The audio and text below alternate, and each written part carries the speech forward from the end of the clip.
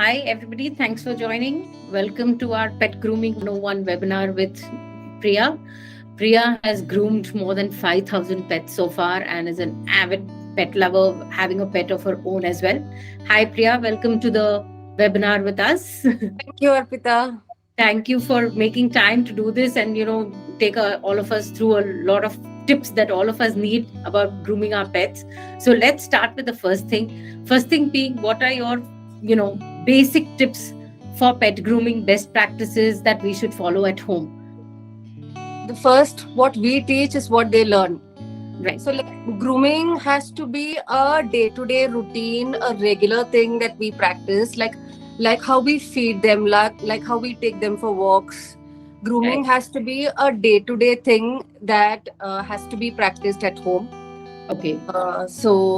The right tools, the right grooming habits, help them to be comfortable throughout their life. Like when it comes to long coated dogs like Shih Tzus and Huskies and Goldens, we Right. cannot do away grooming, meaning it has to be a lifelong process, and everything starts from the day they are home, like from when you get your pet at home. The Right. second day onward, what I do with my dogs is I set up a place, I put them on a table and start brushing. Okay. Meaning brushing is the key to have a healthy hygienic coat and to not have dogs who are matted and all that. So everything starts with the brushing at home, and then you take your dog to the groomer like when they are 3 or 4 months old for a professional service. Okay. So basically, brushing, having a space that they know is their grooming space, and brushing them every day is a habit we should all make for at least long-coated dogs. For short-coated dogs as well. Of course, but a daily practice is majorly for breeds like Shih Tzus, Yorkshires, Huskies, Golden Retrievers. Yes, Yeah. for short-coated breeds like Labradors, Rottweilers, yes, grooming has to be a habit, but it can be like an alternate day procedure, or if you skip a day or two, also it is manageable.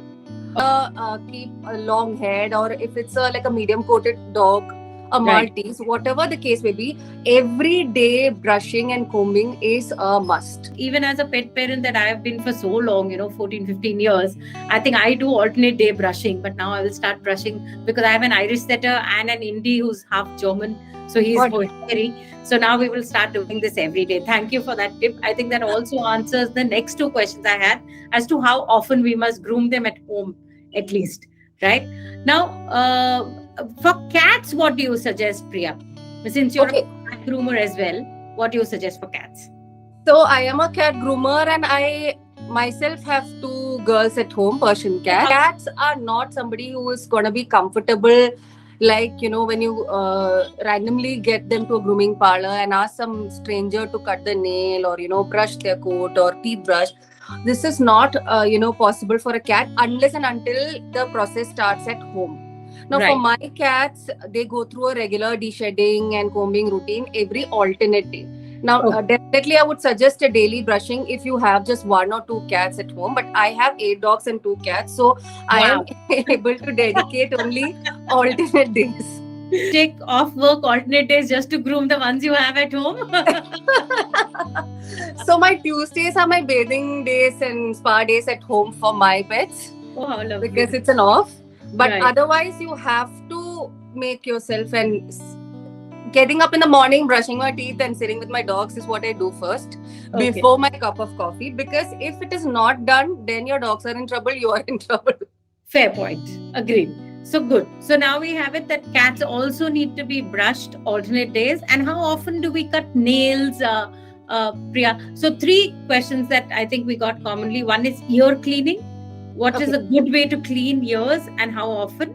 Second is nail cutting. How dogs and cats both, how do we cut nails, and when should we cut nails? And the third one was, I think, for dental hygiene, right? How often do we brush a dog's teeth, cat teeth, and with what do we brush? So these 3, I think, are the next questions that were up. Okay. So, earwax cleaning, like a basic cleanup, can be done with something called ear cleaning wipes. You get the swabs, the cotton swabs, and also you get finger wipes. Right. Now, I would recommend finger ear wipes. Now, the reason being, you will not be able to go deep down their crevices and hurt the dog when it's a Right. finger wipe. There's a limit, like to how much you can All you insert can your go. finger. Right. Okay, so the finger ear wipes are the safest to be used at home. Hmm. Do not try the normal earbuds and all that going deep down. We cannot use a human earbud on a dog or a cat. It Yeah. can hurt their eardrums if it accidentally goes deep down. Wow. So Okay. finger ear wipes are the best when it comes to home grooming, or Right. and then maybe like once in every 15 to 20 days you can get a deep cleaning done at the vet's place or at the groomer's place. Right.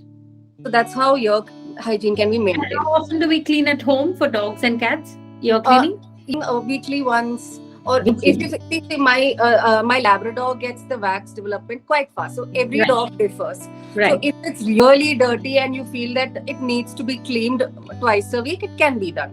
But Okay. however, to a limit, and do not go down deep. Deep. Fair enough. Understood. And for cats also the same thing? The same thing, but weekly one should do. Should do. Fair Yeah. enough. Okay. So that's ear cleaning. Next is, I think, dental hygiene. Okay. How, yeah. For the toothbrushing, what I do at home is I have the same dental finger wipes. Right. Now this can be done like even every alternate days. Okay. Now, if a dog is comfortable with a toothbrush and a paste, that would be the best thing that you can do. So Okay. I prefer the brand called Trixie. Okay. It's a good brand of dental paste. You get a dental kit where there'll be a toothbrush, different kinds of finger brushes, and a toothpaste, and it's available for both dogs and cats separately. So Trixie is a great brand to be used. Excellent. Okay. Yeah. So toothbrushing, if your dog is comfortable with the toothbrush and the paste, that would be best. Even if they swallow the toothpaste, it's made in such a way that Yeah. it's not gonna do any damage to them, so they can. I would suggest you brush your adult dog's teeth at least 4 times a week. Okay. Wow. Okay. And for a cat? Cat also, it has to be a regular 3 to 4 times a week job.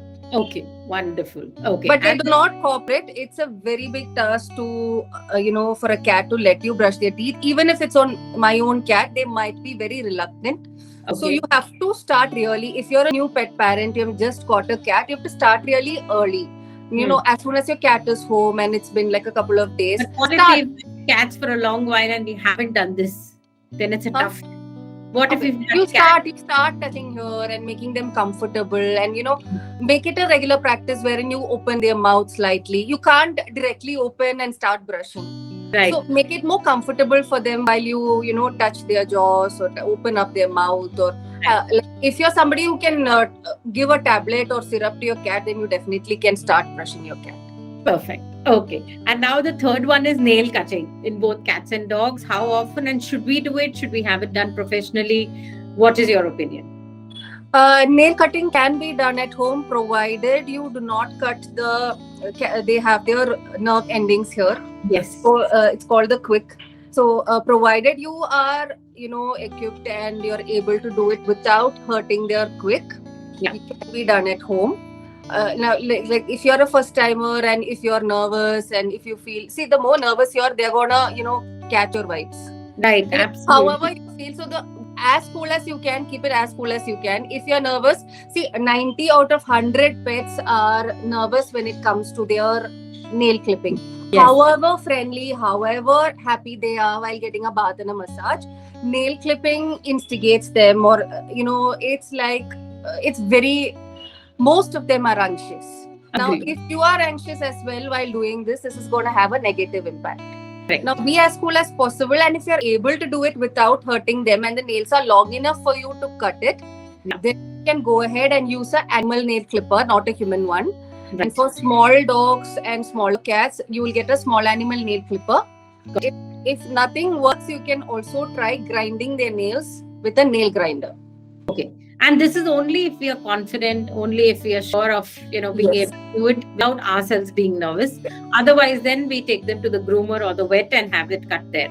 Once it hurts them, then they are gonna remember it, and they're not gonna be very happy when you take When them we for try to do that. Yes. Yes. Agreed. Okay. So these were the three, home grooming questions that came up. Now, someone wanted to know how, I think a lot of us, since we don't practice brushing the hair every day, a lot of pets have mats and knots in their hair. So if they do have that, and now we will start practicing, brushing them every day, but if we do have that, how do we get rid of them and then practice so that, they don't get these knots and mats again?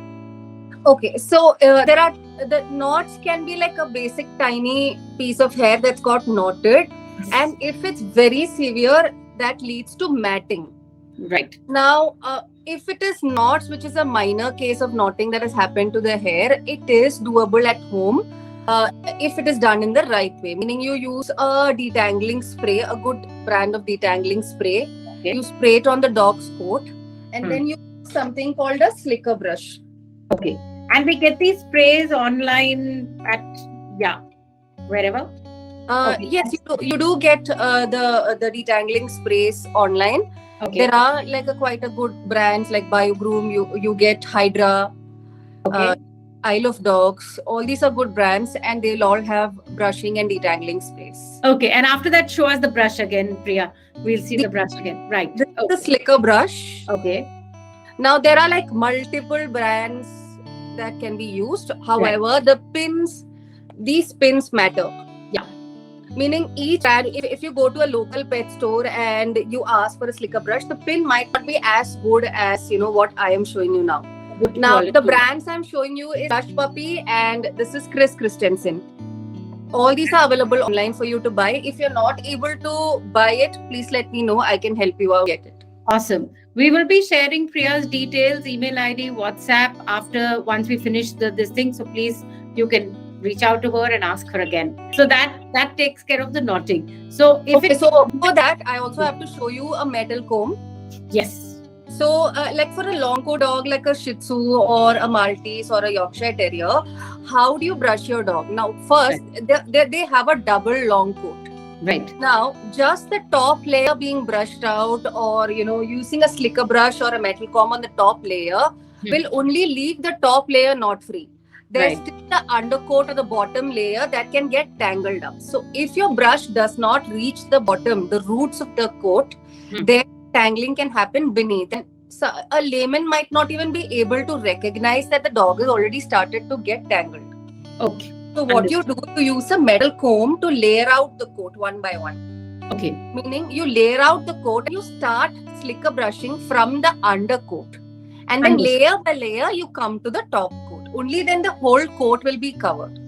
Understood. So it's not just like, it should probably be like we do partings and then brush our own hair. Exactly. How we should part their coat and then brush their hair. Right? Okay, understood. Got it. Okay, so now with the mats, we should come to a professional when it comes to matted hair. Definitely. Do not try cutting the knots with a scissor. We do not use scissors to cut out the knots. It can accidentally hurt your dog's skin. Skin is very thin, and if you the knots majorly happen near the roots. Yes. And if you're somebody who wants to save some money, please at least ask somebody who knows the job. Do not use a scissor. A lot of people use baby scissors, human scissors. They buy random scissors from the market and they cut off the knots. Right. I know it's time saving, whatever, money saving, easy on your pockets. But if it hurts the skin, then that can be like a major concern. Negative impact on your dog. Plus the pet rush. That is another thing. Yeah. Never cut out knots with a scissor. Okay. Good point noted. And if you're not confident, then go to a groomer. I think, it's become easier now with groomers. So many groomers available everywhere that we are not restricted to, like I remember from Whitefield, I would come to the groomer in Domlur because there were no groomers available at one point of time. But now I think we have so many groomers that it's okay for us to take our pets to the groomer, even for small things like this. Right? Yeah. Okay. So that answers the matting question. Our next one is, how do we keep our pets calm when we are grooming them? Because like you said, they're always anxious, right? Especially pets that have not been used to grooming since they're small puppies. They get very, very anxious when we're grooming them. So how do we manage that?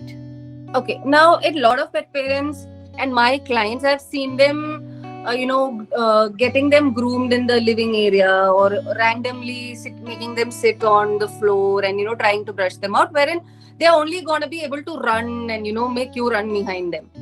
So it's always better to have a small grooming area in your house, like whatever is doable. Meaning, suppose you have a study table or wherein there's a raised platform, just put a non-slippery mat on it and make it your grooming area, so that your pet doesn't have the scope of running and escaping the job. Also, reward whenever they are there. Meaning, whenever they sit on the table, please reward them. If it's the first time that you're grooming them, or if it's the first time you're putting them on the table, every time they're calm and they're happy, reward them and make it a very positive experience for them. Like, they must relate the reward and the grooming area. Meaning, when I got my first Shih Tzu, every time she lets me do her combing, every single day, she lets me groom her face or her paws, whatever. She gets a treat, and I keep a particular brand, flavor, whatever, only to reward her for her grooming. Right. Now she's 4. She asks me for the same treat every time I brush her. Meaning, she still relates grooming to that. Meaning, it's gonna be a pleasant and a happy experience and not a scary one. Right. So rewarding works really well. Okay. So creating a corner and rewarding, those are the things to keep your pet calm and make them like their grooming times and not be scared of their grooming times. Also, do not be anxious that you could hurt your pet. The right tools, you don't have to worry about. Unless you're using a scissor or wrong tools, you don't have to worry that you're going to hurt your pet. It's your baby. You can take the best care than an outsider. Right. Lovely. Now, our next one was, this is a big one actually. Tear stains. Most of our dogs, as they get older, they get these tear stains here. And how do we take care of that? How do we, especially in lighter colored dogs, it starts to show really badly. So how do we take care of that at home? Besides wiping their eyes, I think every morning, which I do with my pets. But, you're best to tell us. Okay, so there are multiple reasons why dogs get tear stains. Meaning, it's mostly internal factors. Okay. Now, a puppy, while it's teething, the tears starts getting more and around their eyes. So that's one stage when they get tear stains. Right. Now, also depends on how the eyes are placed, meaning how it's placed or how the tear ducts are. Like, internal factors are something that majorly contributes to tear stains in dogs. Also, their diet. Okay. Now, if the diet is not balanced, or if you're feeding them diets that has add-ons like grains, corn, and gluten, that can also be a factor for tear stains. Now, apart from all these, environmental pollution or environmental pollen, allergies, dust, all these can also cause tear stains. Now, there is no one single cause or why tear stains happen. We cannot really, it could be multiple factors. Got it. Now, first, what you do is please check with the vet that the dog doesn't have any underlying health conditions. Understood. Right. Now, if there are no health conditions, then we can fix it at home, meaning to an extent. Understood. Meaning they are not completely, removable. However, to an extent, we can control it with a good, well-balanced diet. Like, they need a very well-balanced diet. So ideally, I think, what we've been promoting and what we talk about with food here is that it's 70% meat and 30% of anything else, whether it's veggies and, we have only 3 out of 11 recipes that have grains. Ideally, it should be meat, veggies, more than anything else is what we promote as well. So I think you've just given us one more reason to tell people to eat our food. One more thing that can be added is organic apple cider vinegar in their diet. This could help in reducing the tear stains internally when it's due to multiple factors. Oh, interesting. And how much of apple cider vinegar can we add to their like meal? A drop of it, maybe 3 or 4 days a week. 3 or 4 days a week, a drop in the meals. Depends on the size of the dog. Like, each dog is different, and what I feed my Shih Tzu might not be what I should feed my Labrador. Yeah, exactly. It also will depend on the size of your dog, the weight of your dog, the breed. Right. Okay.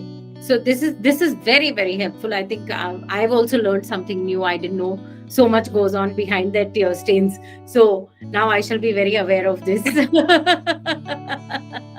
Okay. The other one is dry skin. I think Bangalore itself, the weather is so, for humans itself, we have such dry skin. So dogs, though, mine, genuinely, my Irish setter has a lot of problems with dry skin. So what is your suggestion on how do we manage dry skin in pets at home? Most people, when their dog gets dry skin, they will come and ask me, what shampoo can I use? No, I don't. Yeah. So I don't. it's not just the shampoo that Shampoo, matters. It yes. again is an internal thing. Now, the first thing I would again say is a well-balanced diet. Got it. Well-balanced diet will contribute a lot to having a healthy and a hygienic coat and skin. Right. Now, a diet, apart from that, what we can do is omega-3 supplements available in the market. There are multiple. Like, I love something called the MyBeau. Okay. Will you just type that out in the message box because I didn't get that? It's MyBeau, My Beauty. Beau. MyBeau. MyBeau, MyBeau. MyBeau. Got it. Now, there are multiple variants. There are multivitamins in that. There are like skin and coat in that. So, all my dogs, they are on skin and coat. Interesting. Okay. Yeah. So, this helps. Now, apart from this, in the winter weathers, adding some coconut oil or like natural olive oil into their diet also helps in, getting rid of dry skin. Again, if there are any inbuilt health conditions, your vet is your right person to go to. This is in a normal layman's case, what we can try at home. And if nothing works out, then we'll go to your vet. Vet. Got it. So, in winters, either olive oil or coconut oil added to the diet. Otherwise, MyBeau, omega-3s, skin and coat meds, which we get nice tablets. I think that's what I feed my babies, yummy, tasty ones, which they just gobble up like, there's no tomorrow on them. So all of that can be used for dry skin. Now, that was one of the bigger ones that we had. And last one is, should we be bathing our pet? You already answered, should we cut our pet's hair at home? And you've said no, because, it takes a professional to understand and not use the scissors that we have. But what about bathing our pets at home? Should we do it? Should we not do it? Definitely you can do it at home. Meaning cutting also, I was mentioning, do not cut the dog's knots or tangles, because that can cut deep down the skin. It can go into the layer and cut it off. Now, when it comes to a basic cutting of the underpaws, you get mini trimmers. Very big like trimmers in the market. Wherein you can, use to clear their underpads. I know it's very... my dog's underpads grows like out in a week. In a week's time. Now we might be visiting the groomer like every 3 to 4 weeks, or sometimes once in 2 months. There are people who come once in 2 months, or there are also people who come 3 to 4 weeks once. Now, in between this, you can definitely bathe your dogs at home. The only thing you need to note down is that use a very good quality shampoo that does not, drained on or does not hamper the natural oil in your dog's skin. Any good moisturizing shampoo with oatmeal would be the best, unless your dog is allergic to oatmeal. Right. Okay. Now, oatmeal-based shampoos are very recommended, and anything that is moisturizing. Got it. Okay. So great. And what about conditioners? Conditioners are recommended majorly like for longer coated dogs, and when you apply conditioners, what you have to note down is that you do not apply conditioners on their skin or the roots. You only apply it on their lengths, on their hair. Similar to how we use conditioners, it's the same. For our own hair, absolutely. And you have to completely wash off the product. If you do not wash off the product, later on it can get matted, it can get stuck, and all these can get greasy also. The hair gets greasy as well, right? Yeah. Got it. Okay. And how often should we bathe them if we are bathing them at home? Now, it depends. Now, depending on what kind and quality of products you use, you can bathe them like as often as 10 to 14 days once. Okay. Now, this is provided you're using a very good brand of product, you're using a good shampoo, the conditioner, and also it depends on whether you're blow drying out your dog or not. Now, if you're leaving your dog to sun dry, that can cause problems in their skin and coat. The reason being, when you're just leaving your dog to dry out under the sun, their top layer gets dried. Right. But the bottom of the coat is still damp and wet, and which can attract fungal infections. Now, Oh, if okay. you're bathing your dog at home, if you're 100% blow drying your dog, you can bathe the dog twice a month. Okay, this is a very interesting question we got. Casper has atopic dermatitis, hence lot of skin issues. For this, what is the special recommendation of grooming that we should take care of? Okay, so atopic dermatitis is something that is not curable, or something that has to be Right. kept under control. Control, yes. Yeah, we can only control it to an extent. We cannot, completely get rid of the atopic dermatitis. It could be mostly genetic. Right. Okay, so what Okay. was the question? They wanted to know what grooming care Yeah. can What be given. special care they should take because of this condition? Okay, so there are shampoos recommended by groomers and veterinarians, which are specifically can be used for dogs with skin conditions and atopic conditions. You can bathe the dog maybe at least twice a month with those shampoos. Okay. Now it And depends. Like, your vet might be able to tell you what shampoo to use. right, because they know the I wouldn't condition. spell out brands because none of my dogs have atopic, and I have been using what is recommended by the veterinarians. I also know something called Verbac Episoothe, which works best, but again Right. it depends on each dog. We can't take it generic, and I cannot comment on a particular brand that can fix the issue because it depends. Right. Got it. Okay. So there is a question about a cat, which is a good shampoo for a long haired cat, foam based, and the cat obviously doesn't enjoy bathing much. So how often should we bathe cats, and which shampoo do you recommend?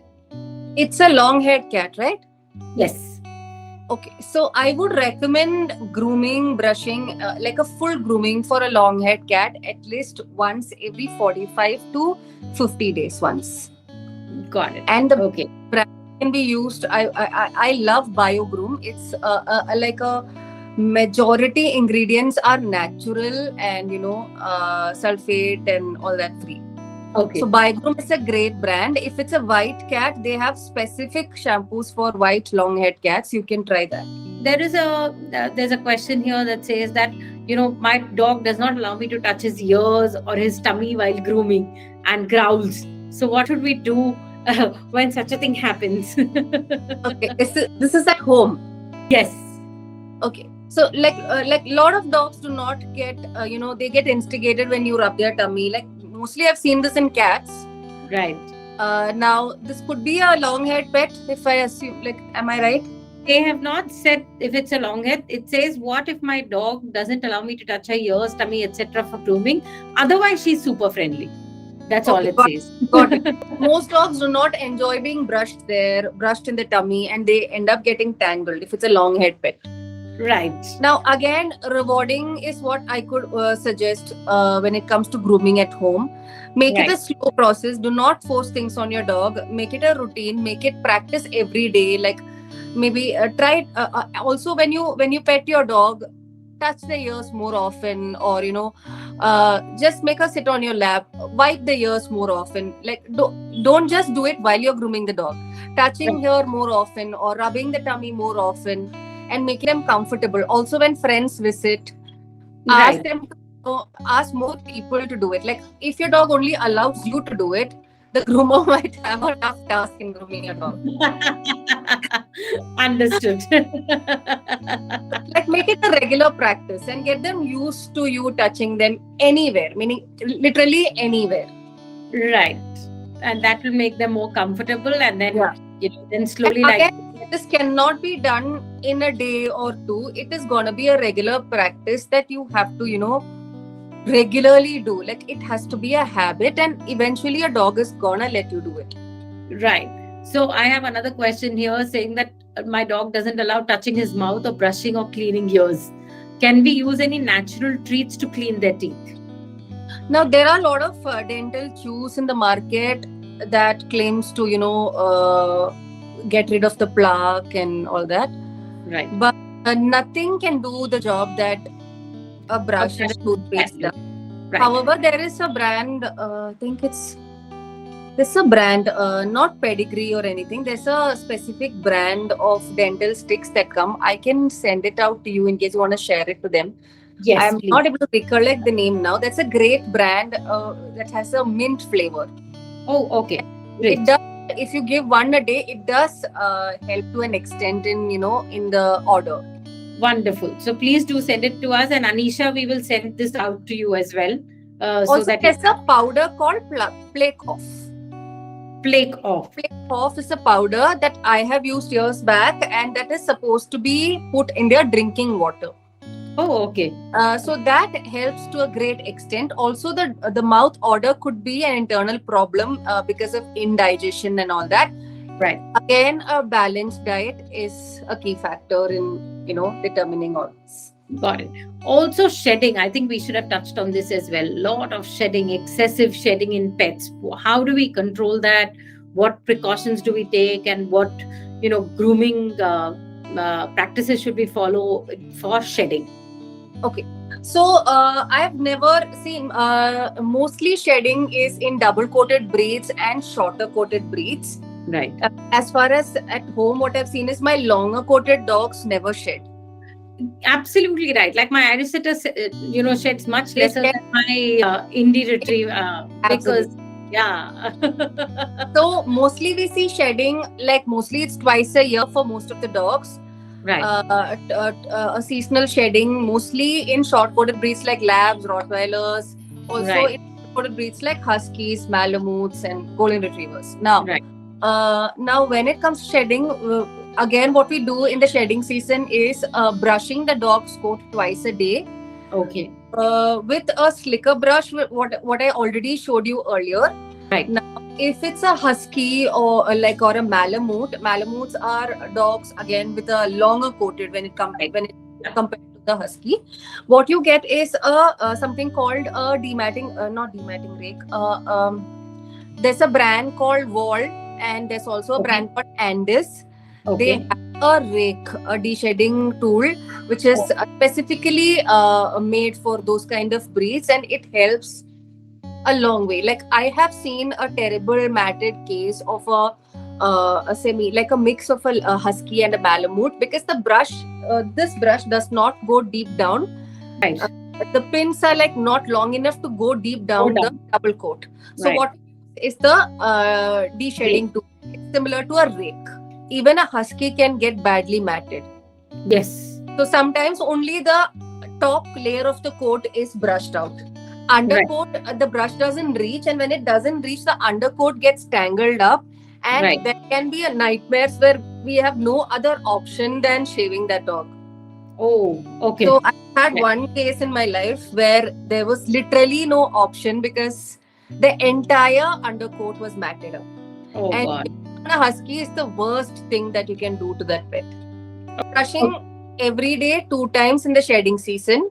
If not for a shorter coated breed, in a normal day-to-day basis, maybe once every alternate day is good enough. Right. I think there's also one more question about controlling fleas and ticks.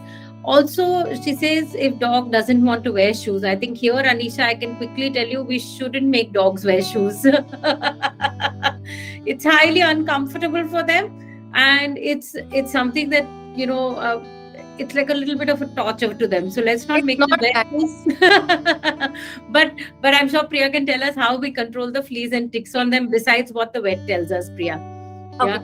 So there are natural organic things available. Like again, a spray that is made of apple cider vinegar and a water. A mixture of that can be sprayed on your pet Oh, nice. weekly once to control them, because that's a tick and flea repellent, the scent. Okay. Now, apart from that, there are organic powders available which you can dab on your pet before you take on walks, or there are organic sprays, tick and flea sprays, repellent sprays which are available in the season. Maybe like just spray it on their paws or wherever they come into contact with the ground while on walks. Right. Before you take them on walks. Again, it's all preventive. They can catch tick and flea even if they are not going on a walk. Even if they are just left in your apartment and they play in your apartment, they can They catch. can. We cannot really Absolutely. control. Absolutely. We also, I use, I've been using for years this Bagon's tick flea collar, right? And that really helps some of my short haired breeds. It does work on. Long haired breeds it doesn't work on, but my short haired ones stay clean because of that, which is a good thing. So you could To try an that. extent, it helps. To an extent, around this part, if you're using, you never see a ticker flea. Yeah. But again, after walks, make it a habit to check their paws, their tails, their ears, I like think overall check checking of all is that. something also. I think, yeah, good point, Priya. Checking your pets, I think, on a weekly basis for ticks, fleas is a very important thing. Just part their hair a little bit, especially behind the ears, between their paws, under their arms, under their legs. I think these are places where the ticks and fleas hide. So you should do a regular check, maybe once in 3 4 days. Definitely check your pets for fleas and ticks so that you know immediately if there is an infestation and you can control it, because if left unchecked, I think it just blows out of It can be proportion. disastrous. You have chicken fleas all over your house running around. Yes, absolutely. I've seen fleas and ticks in a lot of people's houses also. You're right, absolutely right. So that can happen. Okay. One more I point have, is yeah. these days I've been spotting ticks and fleas inside the ear canals. Oh, They yes. crawl Oh, out. Please my God. have an eye on that also. And whenever you go to your groomers, please ask them to do a deep cleaning and check if they find anything. Fair enough. Right. Okay. So this is a good one. I also have one more question saying that while you've said, give a bath to a dog every 20 days, my dog gets dirty in 4 days. So what do I do? Yes, every 2 weeks. Now 4 days. 2 weeks. Again, like what breed of dog is it? May I know? I don't think they have mentioned. Let me check if they have mentioned what breed it is. Golden Retriever. White Golden Retriever. Gets dirty in 4 days. Yes. Okay.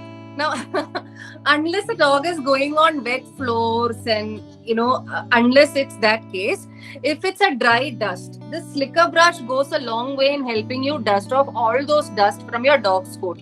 Okay, Now, got it. for my Labrador, I only slicker brush him. This is the only tool I use on him. And this helps me keep him fresh for more than a month. My lab is so clean that I don't even feel like bathing him every month. Meaning Wow. he doesn't get dirty that often.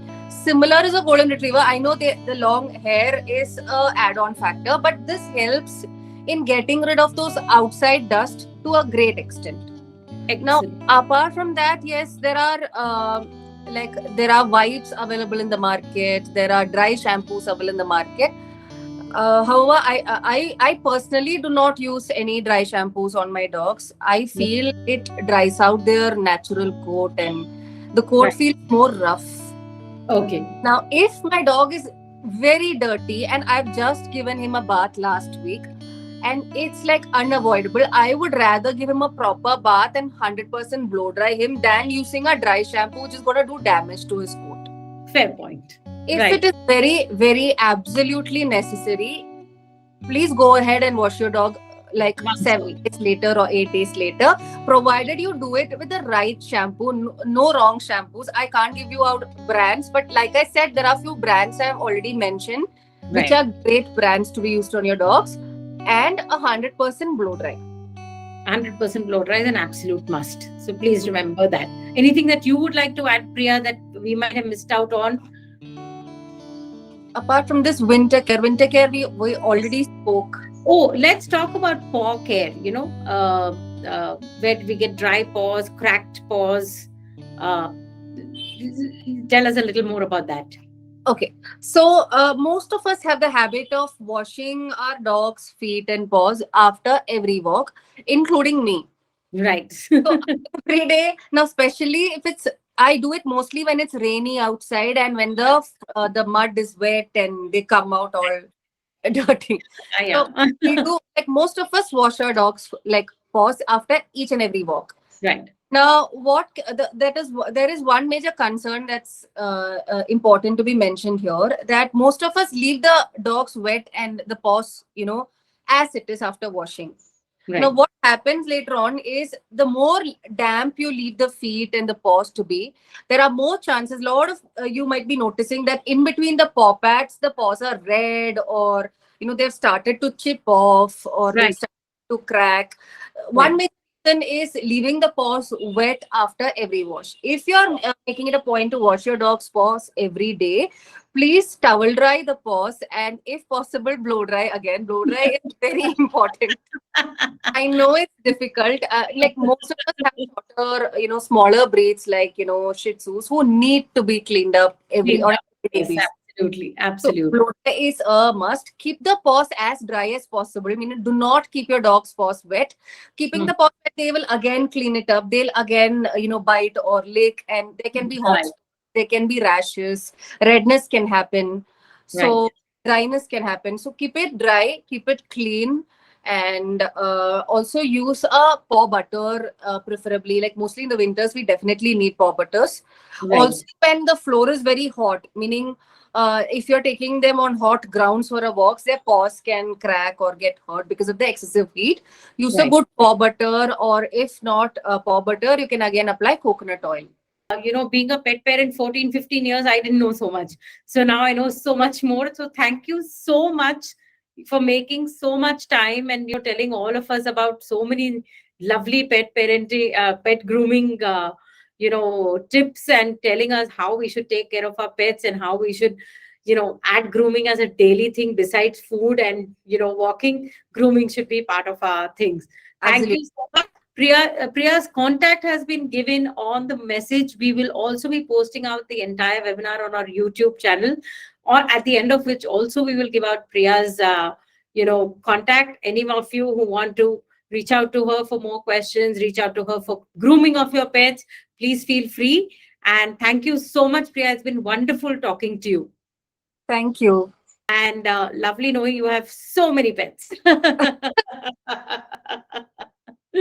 Thanks so much. Thank you, everybody, for joining. This has been wonderful. I hope all of you got some tips. Bye bye. Thank you. Thanks, Thank guys. you, Bye. everyone.